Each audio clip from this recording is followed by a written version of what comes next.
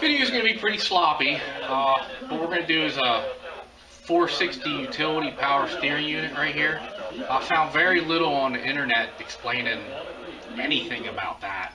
So I figure I'm going to redo this one, throw a video up, maybe help somebody out. This is the gearbox portion of the power steering. All the adjustments, mechanical adjustments you can find in here. I'm not opening this up because I'm real satisfied with the plays. There's a couple shims you add in here. I'm not going to waste video time with that. Like I said, it's all in this thing. It's real easy. What we're going to do today is what you're not seeing here, which is the spool valve, the control, the hydraulic controls that give it the steering assist. The only thing we're going to do to this gearbox, or I'm going to do, is when I had it on the tractor, I noticed it was weeping a little leak out of the bottom. It's not coming from any of the gaskets. What I discovered is there's a little expansion plug down here in the bottom, and it was leaking. So I went to it's the parts store, caseih.com, really great site. Ordered a new expansion plug. I'm just going to put that in the bottom. I'm only pointing this out because I've seen a lot of these will want to leak and nobody can ever find out where it's at. And what I've been discovering is it's this expansion plug. Okay, what you're seeing there is where the expansion plug goes. This right here, this is actually the bottom of the steering shaft. What I've done is, look, I saw a couple where someone must have had a chisel at it at one time. There's a couple teeny, minute little nicks. Just to a little safety measure, I put some non-hardened sealing in the expansion plug seat, just to sort of make sure it not leaking when it's not supposed to. It has long been thought that they do. But how many of you have believed, like with lists like this, and they don't even hire clerks to disagree with it. They don't even count it themselves. They just have us in agreement. It's an 1 7/8 expansion plug for the 59 460.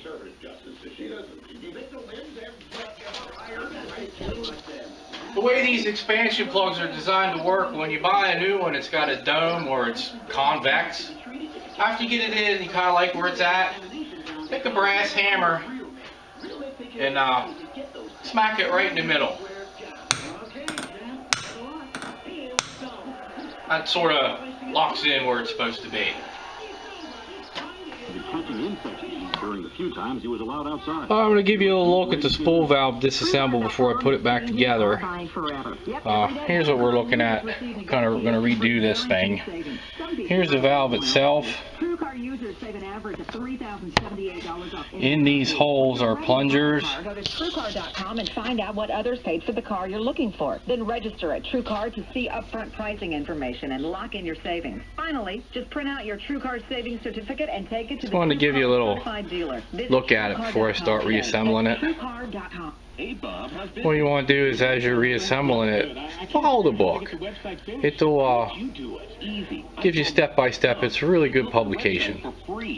One thing I wanted to point out here is the publication will actually tell you that these plunger springs need to be 700 3/1000ths. As I do these, I kind of go over everything like a surgeon. It's such a pain in the butt to get it off the tractor. I want to make sure everything's right. That's pretty. You got to count for a few thousandths there in the read, but the springs are performing. Okay, we're going to start putting this thing back together now. I already installed a new O-ring in here. It's all cleaned up down in there, ready to be assembled. We're going to start with the thrust bearing races. This one here, which is 12L and 14L, which is this one here. One thing I wanted to point out, and you tractor guys are already going to know this, is as you put it together, you got to sort of be a little bit of a detective, because any point here this piece could have been flipped. You know, you're really not sure which way to install it. If you look here, try to get in on that. See the wear pattern here? If I flip it over, come with a cloaking device. You have a different wear pattern. That's your clue. Because if you look up inside here, And then forgets where he hid them. you have a smaller wear area. Summer sales event if he remoted. That's going to be the bottom here. And the top, see the much larger area? That syncs up nice with the roller bearings. So you know now which is top and bottom. This top bearing race I wanted to point out, it's been cleaned, the O-rings haven't been installed yet. But you have, if I can get this on the camera right, you have two holes that run through to the ID. See it? Just make sure they're clean before you put it back there. You got the thing apart, you might as well make sure you got all the dirt out of it. So I'm going to grease these up and start to install them. Okay, we're going to put the pieces together here real quick. I got my daughter Liv running the camera so I don't get my fancy camera all greased up. We're going to drop the first thrust bearing race on. It just slides down in. Then the needle bearings want to go down on. Next, the last thrust bearing. You see there's an O-ring. Can you see that? You see there's an O-ring on the top and grease on the bottom. This is where the needle bearings are going to run, so you're going to put that end down. Slide her down over. One thing I neglected to tell you is before you slide these O-rings down in, give the surfaces where they run just a little touch of oil. That way you're not kinking them or cutting them as you install them.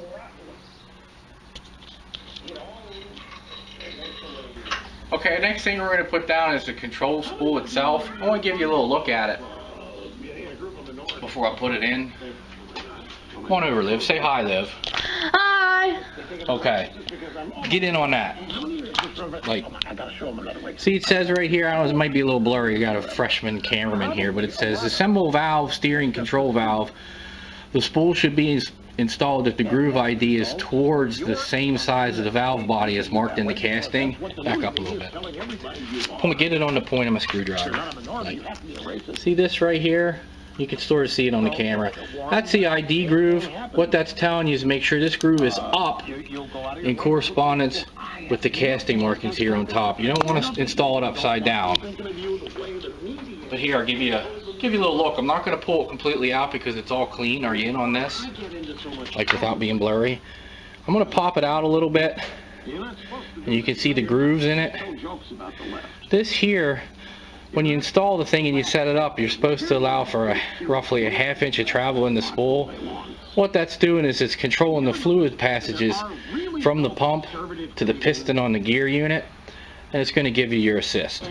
Okay, one other, this is my boy Mike. He's a junior mechanic apprentice in training. Say hi, Mike. One other thing I wanted to point out to you before I put this control spool together is, Liv, if you can bring the camera over. I don't know if you can get a very good shot of it, but right here, see where the end of the screwdriver is? I don't know if you can, I'll try and hold it up. Let me see if I can get shot through it. See that little tiny hole in there? Make sure that's free. That's a restricting valve. Make sure it's not plugged up with dirt, grease, oil, or gasket material. I found O-ring material in this one. I'm hoping that's what the problem was with this pump. Okay, we're going to put the control spool down onto the gear unit. Before you slide this down on here, make sure your mating surfaces are as clean as you possibly can get them, and that you have your new O-rings on. I'm just going to slide it down over.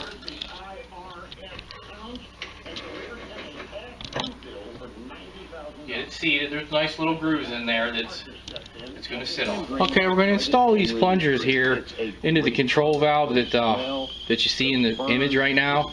Before I do, those plungers are going to go, can you get these holes here, Liv? They're going to go down into these holes, but before I put them in, I want to point out a little discontinuity in the book. Get on this image up here. See this image up here? Over a little bit. See, it says inactive plunger, and if you count, there's 1, 2, 3, 4, 5 holes. Back to this one. If you come to this one, you only have 3 holes. What's going on? I don't know.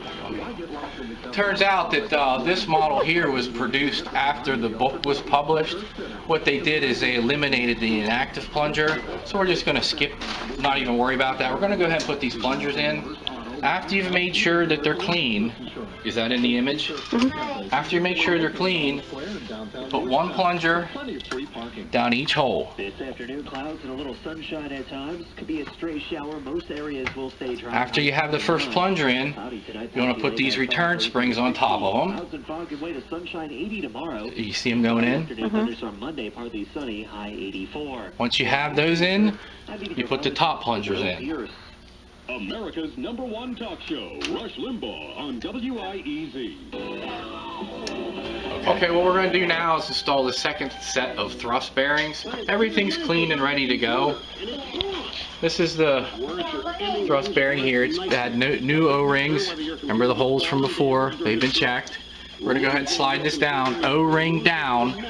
Take a shot of the book. Don't forget to refer to your book. I'm going to take it, slide it down over. Next are the needle bearings themselves.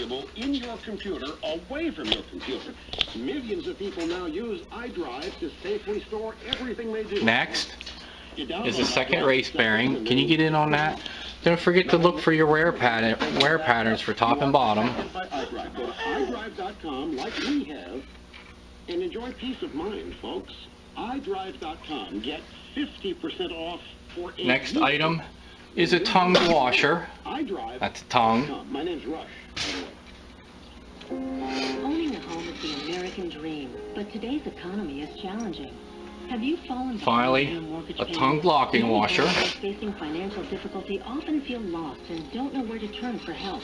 The airwaves are filled with offers of fast and simple relief. And you want to put the nut on. These offers often lead to damaged credit, higher debt, and ultimately the loss of one's home.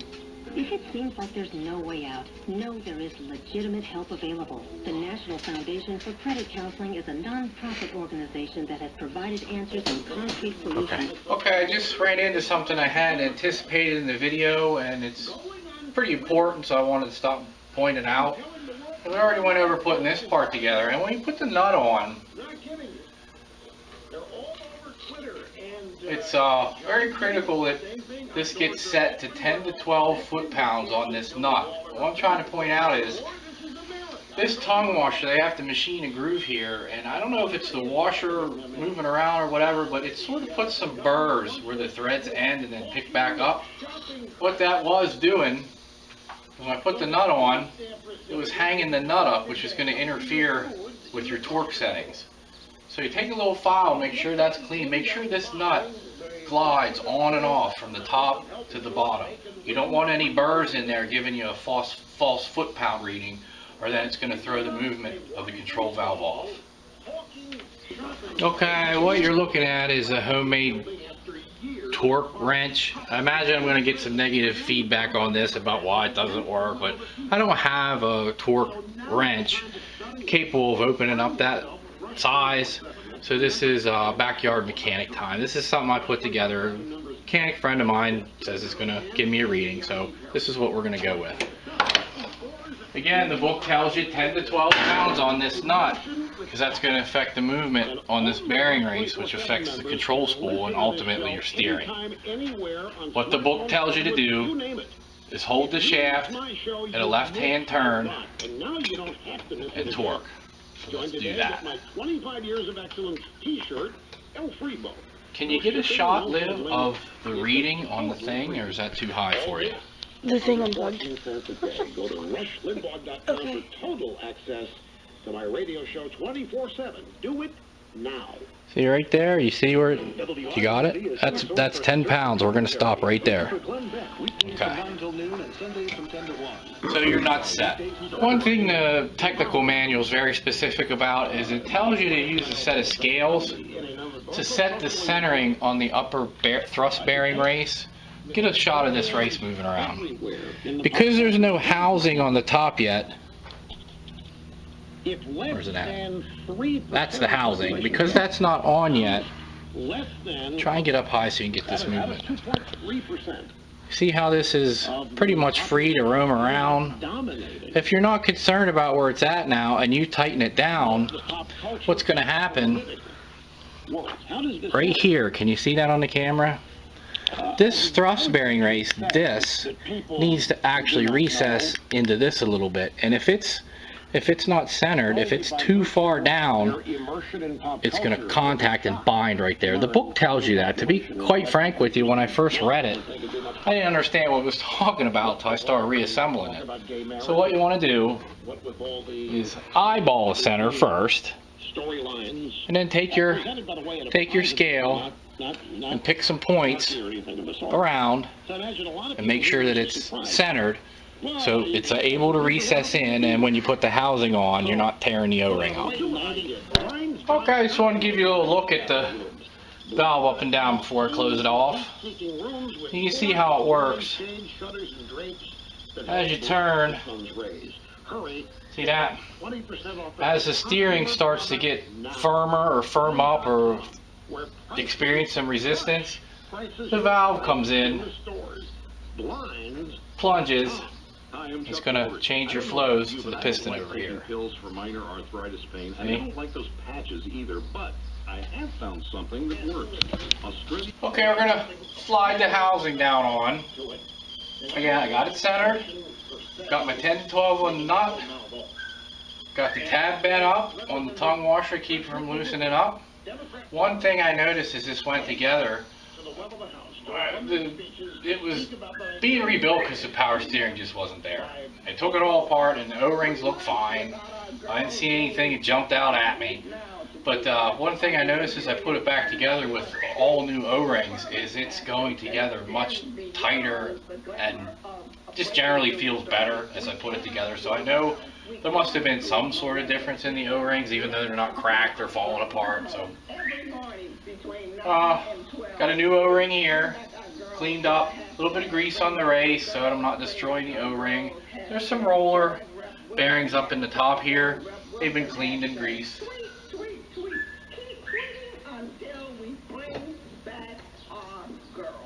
And there you have it.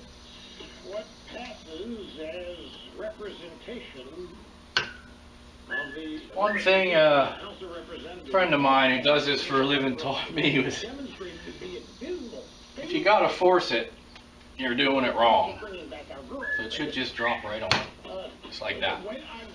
Just real quick, mechanic etiquette.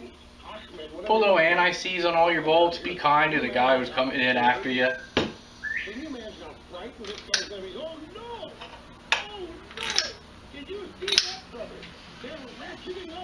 The last little item I'm going to put on this before I pick it up, put it on the tractor, was this. What is this? An oil seal at the top.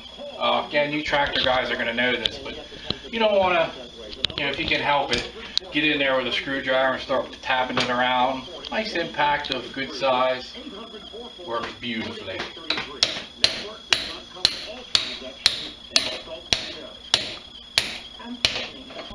Okay, it's all rebuilt, been gone over, I've met the specs of the book. This is where it separates the men from the boys, guys. This thing, oh my god, it weighs a ton. You can do it.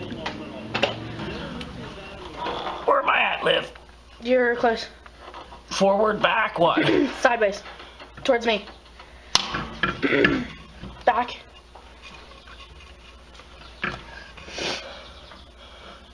I can't, you gotta talk to me.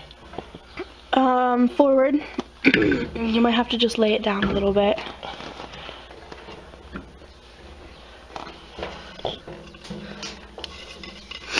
That's not it. Lift it up and move it over towards me just a teensy bit.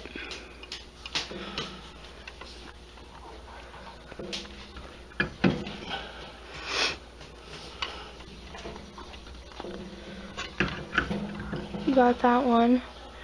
No, you need to get that one. Yeah. Thank you. There we go, how's that? Good. Did I make it? Yep. We're gonna do now, this is my boy Mike. Say hi again. Well, what we're going to do now is we're going to start putting this back together after I've bolted it in. What that means is bolting the column, bolting the gear assembly down, putting the starter in, fuel tank holder, fuel tank, dash, wiring. I'm not going to waste video time with all that. I'll see you in a second. Alright, it's about 3 hours later. I have it back together, kinda. We're going to start it up and see if the power steering got any better. Okay? I'll let the glow plugs warm up a minute. Alright, Mikey, hit the button.